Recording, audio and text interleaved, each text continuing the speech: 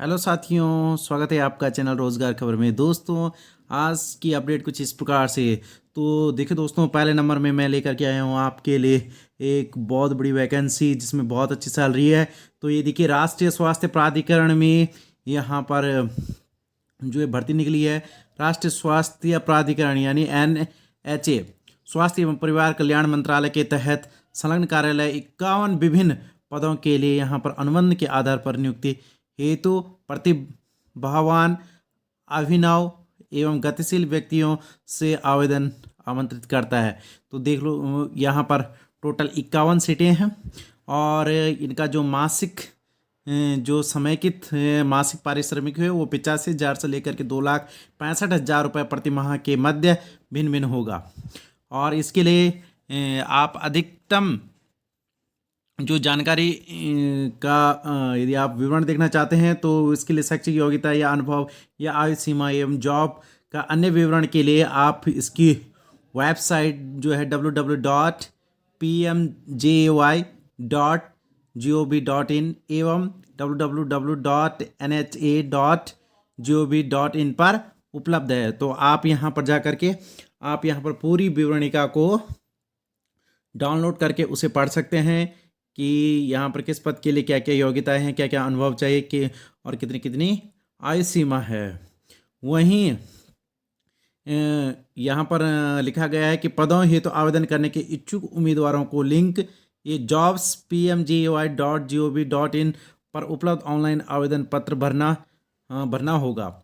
उम्मीदवारों को ऑनलाइन आवेदन पत्र भरने से पहले निर्देशों को ध्यानपूर्वक पढ़ने की सलाह दी जाती है। उन्हें ऑनलाइन आवेदन प्रपत्र में मांगे गए अनुसार स्वप्रमाणित समर्थित दस्तावेजों को भी अपलोड करना अनिवार्य है। यानी जब आप ऑनलाइन फॉर्म भरेंगे तो इसमें अपने डॉक्यूमेंट को भी आपने अपलोड करना ज़रूरी है। और आवेदन प्राप्ति की अंतिम तिथि यहाँ पर 13 नवंबर 2021 को यहाँ पर रखा गया है। यदि थोड़ा सा मैं सीटों का विवरण बता दूँ तो सीटों का विवरण इस प्रकार से है। तो यहाँ पर देखिए, फर्स्ट नंबर है यहाँ पर प्रिंसिपल कंसल्टेंट, यहाँ पर एक पद है। यहाँ पर डिप्टी प्रिंसिपल कंसल्टेंट यहाँ पर एक पद है। फिर यहाँ पर कंसल्टेंट की यहाँ पर 6 पद हैं और असिस्टेंट कंसल्टेंट की यहाँ पर 3 सीटें हैं। और टोटल इस प्रकार से इस में जो कंसल्टेंट की यहाँ पर 11 सीटें हैं। और यदि हम बात करें इंफॉर्मेशन टेक्नोलॉजी की तो देखिए, इसमें इंफॉर्मेशन टेक्नोलॉजी के जो अंतर्गत यहाँ पर डिप्टी प्रिंसिपल कंसल्टेंट की यहाँ पर 1 सीटें हैं। वहीं यहाँ पर जो है कंसल्टेंट की यहाँ पर 1 सीट है। वहीं असिस्टेंट कंसल्टेंट की यहाँ पर 1 सीट है और टोटल यहाँ पर 3 सीटें हैं, यानी इंफॉर्मेशन टेक्नोलॉजी के अंतर्गत।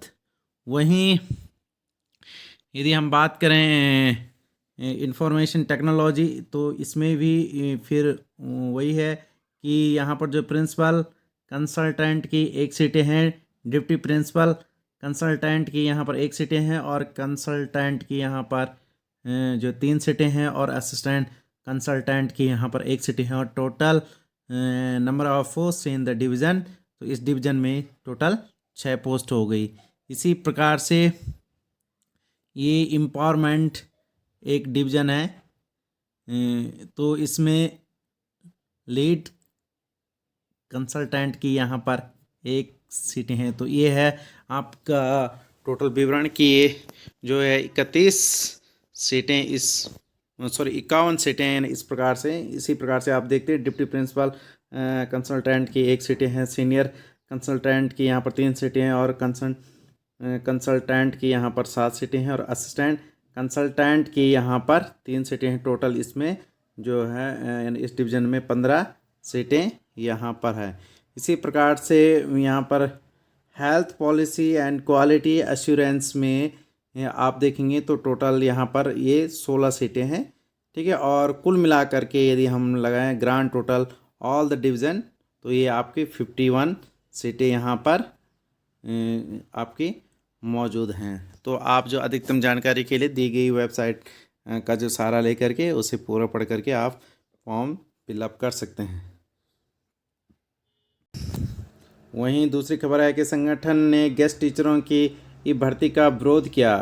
ये खबर आपके देहरादून से। माध्यमिक अतिथि शिक्षक संघ ने 1200 पदों पर गेस्ट टीचरों की भर्ती का विरोध किया। संगठन का कहना है कि स्थायी शिक्षकों की भर्ती एवं पदोन्नति से कई जो हैं गेस्ट टीचर हैं वो प्रभावित हुए हैं। सरकार उन शिक्षकों को बहाल किए बिना ही नई भर्ती करने जा रही है, जो कि उनके साथ एक बहुत बड़ा छलावा है, ऐसा यहाँ पर जो ये बताया गया है। वहीं गेस्ट टीचरों को लेकर के यहाँ पर एक नई न्यूज़ है कि उपलब्धियों के खाते में दर्ज योजना का अता पता नहीं है। इसमें कहा गया है कि प्रदेश सरकार गेस्ट टीचरों की गृह जनपद में तैनाती और पदों को खाली न मानने के फैसले को सरकार ने अपनी उपलब्धियों के खाते में दर्ज करके प्रचारित किया है। हैरानी की बात यह है कि अब इस योजना का भी कुछ अता पता नहीं है। विभागीय मंत्री अरविंद पांडे भी कहते हैं कि गेस्ट टीचरों के मसले पर कैबिनेट में मानदेय 15,000 से 25,000 रुपये किए जाने का एकमात्र प्रस्ताव आया। उनके पदों को खाली न माने जाने एवं उनकी गृह जनपदों में तैनाती का कोई प्रस्ताव नहीं है। प्रदेश में गेस्ट टीचर पिछले काफ़ी समय से उनका मानदेय बढ़ाए जाने सहित विभिन्न मांगों को पूरा करने की मांग कर रहे थे। गेस्ट टीचरों की मांग पर धामी सरकार की पहली कैबिनेट में ही उनके हित में 3 फैसले लिए गए थे।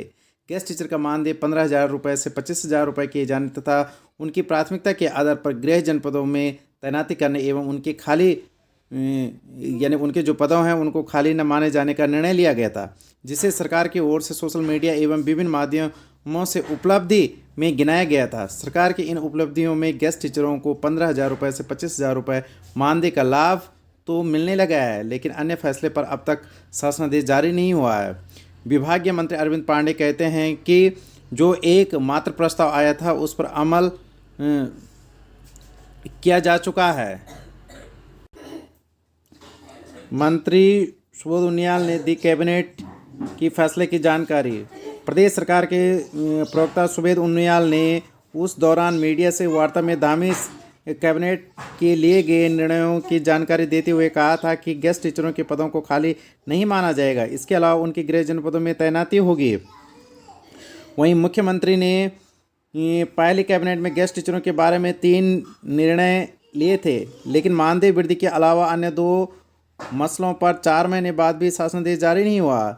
सरकार कैबिनेट में लिए गए फैसलों पर जल्द जियो जारी करे, ऐसा यहाँ पर गेस्ट टीचरों के प्रदेश अध्यक्ष ने यहाँ पर कहा है। कल सचिवालय कूच करेंगे एनएचएम कर्मचारी। इसमें कहा गया है कि राज्य में कार्यरत एनएचएम कर्मचारी हरियाणा की भांति वेतन मान का लाभ देने और एनएचएम में आउटसोर्सिंग के माध्यम से नियुक्ति प्रक्रिया को समाप्त कर राज्य एवं जिला स्वास्थ्य समिति से नियुक्तियां देने की मांग को लेकर के राष्ट्रीय स्वास्थ्य मिशन संविदा कर्मचारी संगठन 8 नवंबर को सचिवालय कूच करेगा। संगठन के प्रदेश अध्यक्ष सुनील भंडारी ने कहा है कि सरकार को जगाने के लिए संघ ने यह कार्यक्रम रखा है। उन्होंने कहा है कि शासन स्तर से उनकी मांगों पर लंबित समय पर भी कोई कार्रवाई नहीं हुई, जिससे एनएचएम कर्मचारियों में सरकार के प्रति कड़ा रोष बना हुआ है। वहीं दूसरी ओर मानदेय में वृद्धि न होने से रोजगार सेवकों में भी रोष है। इसमें कहा गया है कि ये मनरेगा के तहत सेवारत ग्राम रोजगार सेवक शासनादेश के बावजूद मानदेय में 5% की बढ़ोतरी नहीं किए जाने से नाराज गए। ग्राम रोजगार सेवक जो है जैसे रमेश कुमार, जयपाल, सुरेंद्र, देवेंद्र दिवाकर ने बताया है कि पौड़ी में उच्चाधिकारी उनका शोषण कर रहे हैं, ऐसा यहाँ पर बताया गया है।